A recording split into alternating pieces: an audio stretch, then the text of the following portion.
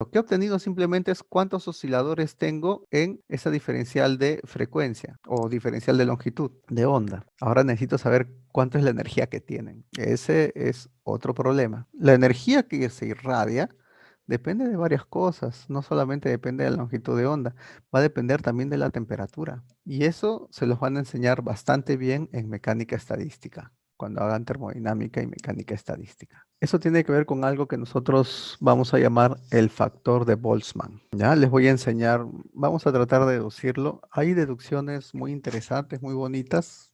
Esta la he visto en el Leisberg, me pareció bastante buena, aunque los conceptos que usa el Leisberg, me parece que la traducción está un poco mal. Los conceptos no son como está escrito en inglés, así que lo voy a hacer de ahí. La idea es que tú consideres primero que tienes unos niveles de energía que son discretos, ¿no? Imagínate que tienes niveles de energía discretos, hay un nivel cero, nivel uno, nivel 2, como en el átomo de hidrógeno, ¿no? Cero, uno, 2, 3, etcétera. Y la idea es que para obtener la energía que hay aquí, imagínate que tú tienes pelotitas que vas a poner en estos casilleros. Tú pones las condiciones. Supongamos, yo voy a hacer aquí una suposición, la misma que está en el iceberg. Supongamos que tenemos cuatro pelotitas. O sea, tenemos cuatro partículas, pueden ser colocadas en estos casilleros de energía, o sea, que pueden tener estas energías, pero bajo la condición que la energía total no puede ser mayor que 3 veces, o bueno, tiene que ser 3 veces la variación de energía delta de E. ¿Cuántas formas tengo yo de obtener esas combinaciones? Esas combinaciones están aquí. Puedo tener una sola pelotita con energía 3E y las demás tienen que tener energía cero para que la energía total no supere esto. Podría tener una pelotita con energía 2 veces delta de E, una con energía delta de E, ya tendría 3 delta de E, y las demás con cero. Podría tener tres pelotitas con energía delta de E y una con energía cero. Todas estas posibilidades cumplen este requisito. Y cada una de estas posibilidades tiene cuatro, en esta primera, por ejemplo, tiene cuatro repeticiones, porque aquí puedo poner cualquiera de las cuatro pelotitas, ¿no? O sea, hay cuatro posibilidades. Aquí podría poner cualquiera de las cuatro pelotitas, aquí cualquiera de las otras tres y me daría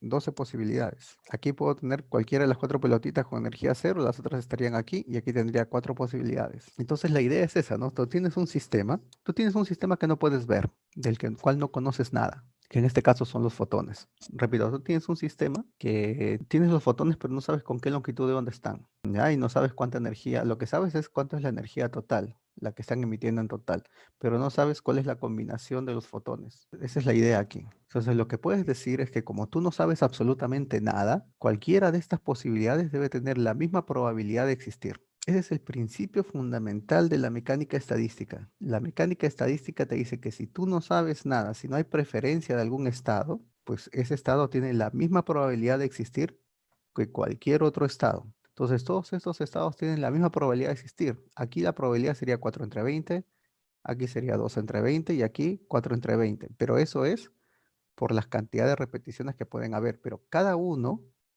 tendría la misma probabilidad 1 entre 20, porque tengo un total de 20 posibilidades. La entropía, muchachos, la entropía no les mide a ustedes el desorden que hay en un sistema. La entropía les dice cuánto conocen de un sistema. Por eso es que siempre en cualquier sistema físico la entropía tiene que ser máxima, porque básicamente tú no conoces absolutamente nada. Sobre todo en sistemas cuánticos no los puedes ver. Entonces lo único que puedes hacer es hacer predicciones probabilísticas. Lo que tengo aquí es el postulado de la mecánica estadística. Cuando la información de cuál estado es más probable que otro no se conoce, entonces todos los estados de configuración son igualmente probables. Aquí me faltó colocar eso, ¿no?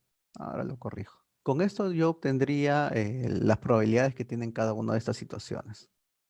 Entonces, como estoy trabajando con probabilidades, lo que ahora puedo decir es, bueno, si tengo todos estos estados, notemos de que cada uno de estos va a tener una cantidad promedio de partículas, ¿no? Si tengo estas posibilidades, si tengo estas mediciones de partículas en el estado cero, ¿cuánto sería su valor promedio? ¿Cómo calculan el valor promedio ahí?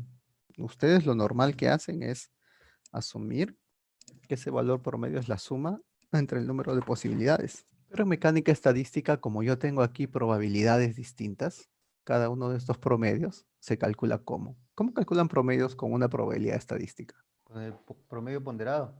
Muy bien, muy bien. Eso se hace con un promedio ponderado. Nosotros tendríamos un promedio ponderado para el número de partículas.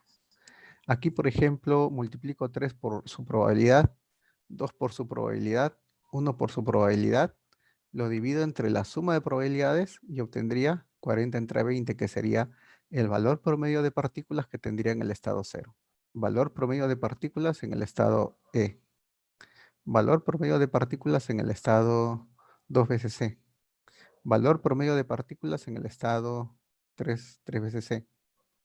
¿No? Esos valores promedios no necesariamente tienen que ser valores enteros, pero lo interesante es que si tú los colocas en una gráfica, esos valores promedios vas a notar tú que se aproximan aquí, a esta línea. Y esta línea es exactamente esta función que está aquí. A este factor que tenemos nosotros aquí, le llamamos factor de Boltzmann, porque ese promedio de partículas que tengo aquí es el peso estadístico, es la probabilidad de obtener la cantidad de partículas en esta energía. Probabilidad de obtener esa cantidad de partículas en esta otra energía. Este es el peso probabilístico. Y le llamamos peso porque no es una probabilidad, ¿no? 40 entre 20 no puede ser una probabilidad. 24 entre 20 no, porque la suma no me va a dar 1. Es un peso. Es qué tan probable es que yo obtenga esta cantidad de partículas aquí, de todas las posibilidades que hay, ¿no? Entonces, a esto nosotros le llamamos factor de Boltzmann. Y con esto yo puedo determinar cuánto es la energía promedio, porque si en promedio tengo aquí dos partículas, si en promedio tengo aquí una partícula con esta energía, si en promedio tengo aquí este número de partículas con esta energía 12, entonces multiplico el número de partículas por su energía y obtendría ¿qué cosa? La energía promedio, siempre y cuando divida entre el peso, ¿no? Por lo tanto, si yo sumo, bueno, la energía que tengo aquí por el número de partículas promedio y lo divido entre el número de partículas promedio, eso me debe dar la energía media, ¿no? Que se está emitiendo o que va a tener el sistema. Pero si se elimina este A, porque se va a repetir, entonces me va a quedar simplemente el exponencial de la energía en cada una de las casillas entre un E sub 0 y por lo tanto a eso es lo que nosotros llamamos peso estadístico. Esto le llaman factor de Boltzmann.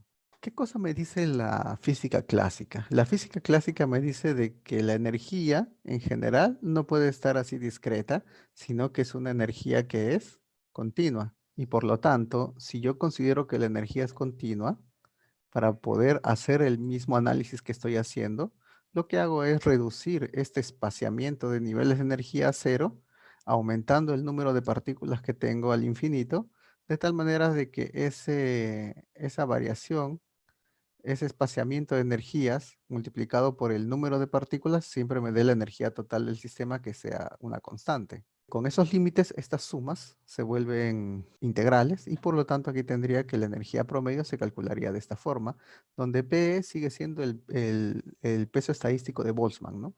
Es esta cantidad. Como tarea, ustedes van a resolver estas integrales y van a encontrar que la energía media, ¿no? En esta integral es igual al E sub 0, a este sub 0 que está aquí. No es difícil ya de calcular. Aquí, por ejemplo, solamente aquí voy a... Ah, ya. Este EI que está aquí debería ser el E nomás, ¿ya? Ya no está ya no es un discreto, es un continuo. Eso debería ser el E. Ahora lo corrijo, no me deja corregir encima. Pero ese valor promedio es el E sub 0. Existe un teorema llamado el teorema de equipartición de la energía, que desde ese punto de vista clásico demuestra que el E sub 0 para cualquier sistema termodinámico es igual a kT, donde K es la constante de Boltzmann. Oye, aquí hay otra constante de Boltzmann, pero no es la misma. Creo que el otro debe ser Stefan Boltzmann o uno de estos debe ser de Stefan Boltzmann. Aquí puedo constante. Ah, este es constante de Stefan Boltzmann. El otro es constante de Boltzmann, solito, ¿no? Entonces, esta energía promedio es KT. Con esto yo obtendría la energía, KT vendría a ser la energía para estos osciladores, ¿no es cierto? Y si KT es la energía para estos osciladores que están en ese intervalo de tiempo T, multiplico por este número de osciladores, ¿no? Multiplico por este número de osciladores que tengo para cada uno de las diferenciales de frecuencia. ¿Y qué obtendría? Obtendría la densidad de energía, ¿no? Porque aquí como está entre volumen, voy a obtener la densidad de energía total. Entonces eso es lo que voy a hacer. Multiplico, ¿no? La densidad de energía sería el número de frecuencias permitidas por la energía media. Y aquí este 2 que está aquí, ¿por qué creen que está este 2? Cuando ustedes tenían La energía de un gas es 3 medios de nRT. ¿Qué era este 3? Grados de libertad. Un número de grados de libertad, ¿no? ¿Cuántos números de grados de libertad? Este es por una molécula diatómica, tiene 5. Molécula monoatómica tiene 3. ¿Cuántos números de grados de libertad tiene un fotón? Presión y temperatura. No, eso no tiene que ver con la presión y la temperatura. ¿Cuántos elementos necesitan ustedes para definir a un fotón? Su frecuencia. Momento. No tiene que ver con eso. Tiene que ver con sus grados de polarizaciones. ¿Cuántas formas de polarizar tienen ustedes a una onda electromagnética? ¿Cuántas posibles polarizaciones tienen para una onda electromagnética? ¿Vieron las figuras de Lisa-Jus? ¿Les han enseñado las figuras de Lisa-Jus? ¿En física 3 no han visto ondas electromagnéticas? En óptica clásica, física ¿En clásica. óptica han visto? ¿Han visto en óptica cómo una polarización izquierda de mano derecha para una onda Ah, electromagnética? sí, dextro gira y levo gira cuando Ya. cuando tienes polarización circular o elíptica. Ya, la única forma que tiene las ondas electromagnéticas de polarizarse son a partir de dos parámetros, ¿no? Tú tienes a ver, si este es el E, tienes el X, tienes el Y, y aquí es el K. Entonces, este Y puede girar, ¿no? Va a depender, va a oscilar de una forma, este X va a oscilar de otra forma, y aquí tú vas a tener el campo eléctrico resultante, ¿no? Dependiendo de cómo estén en fase o desfasadas estas dos componentes del campo electromagnético, este puede estar polarizado linealmente o puede estar polarizado circularmente en forma de estrógira o en forma levógira. Entonces, ¿cuántos elementos definen la polarización de este campo eléctrico? Dos. Por eso es que aquí aparecen 2 grados de libertad, porque tienes dos tipos de fotones, van a estar dentro del gas de fotones que está dentro de la cavidad. De ahí que aparece ese elemento 2, ese factor de 2. Entonces, por eso aparece el 2 y con eso tú tendrías que la densidad de frecuencia, ¿no? La densidad de frecuencia, la densidad de distribución, ¿no? En función de la frecuencia sería 8pi por la frecuencia al cuadrado kt por la diferencial de frecuencias entre c al cubo. No se vayan a olvidar del diferencial de frecuencia. El diferencial de frecuencia es importante. O sea, eso no tiene sentido si está solo. Tiene que estar con el diferencial de frecuencia, porque esto es una densidad también en la frecuencia. Entonces, como ejercicio, pasen ustedes esta densidad de frecuencia a densidad dependiente de la longitud de onda y van a encontrar de que para la longitud de onda tiene esta forma. Quiero que noten que tiene la forma de la ley de Biot, ¿no? Esta función tiene un lambda a la quinta abajo y aquí tienen una función que es proporcional al producto lambda por t. ¿Ven? Conseguimos calcular esa distribución. Lo malo es que no sirve. No sirve porque la distribución, cuando el lambda se acerca a cero, por el denominador que tengo aquí, porque aquí va a aparecer un lambda a la cuarta, se va a hacer infinita. Y experimentalmente, cuando nos acercamos a una longitud de onda cero, la radiación decrece. Por lo tanto, algo está mal aquí, ¿no? Entonces, ese era el rompecabezas de la época, ¿no? Porque desde el punto de vista de la física que conocían en ese entonces, incluyendo la mecánica estadística, incluyendo todo lo que se conocía, pues no había forma de saber por qué se comportaba la radiación del cuerpo negro así. Entonces, lo que hizo Planck es evitar este paso al límite. Planck evita este paso al límite, evita hacer las integrales, y lo que hace Planck es quedarse en la sumatoria.